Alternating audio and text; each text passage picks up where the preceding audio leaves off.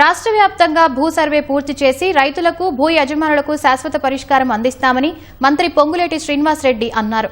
ఖమ్మం జిల్లా కల్లూరులో రెవెన్యూ ప్రజా దర్బార్లో ఆయన పాల్గొన్నారు. ధరణి పోర్టల్ ద్వారా జరిగిన భూ అక్రమాలను వెలికితీసి బాధ్యులపై కఠిన చర్యలు తీసుకుంటామని హెచ్చరించారు.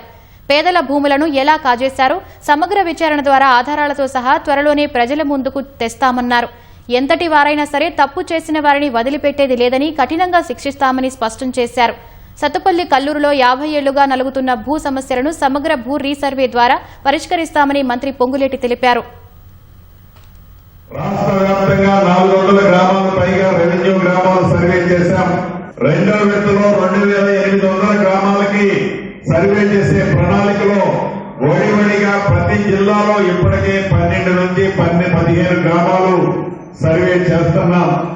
మొదటి విడత రాష్ట్ర వ్యాప్తంగా 70 గ్రామాలు, రెండో విడత మరొక 70, మూడో విడత మరొక 70, అంటే సుమారు సంవత్సరంన్నర లోపులో రాష్ట్ర వ్యాప్తంగా ప్రతి మారుమూల ప్రాంతంలో అంగుళం కూడా వదిలిపెట్టకుండా, అది ప్రభుత్వ స్థలమైనా, ప్రైవేటు స్థలమైనా, ఫారెస్ట్ స్థలమైనా, దేవాలయ భూములైనా, ఒక్కబోడి భూములైనా, ఏ భూములైనా సర్వే చేసి శాశ్వత పరిష్కారం రైతన్నలకి కల్పించాలన్నదే ఈ ప్రభుత్వం యొక్క చిత్తశుద్ధి, నిజాయితీ.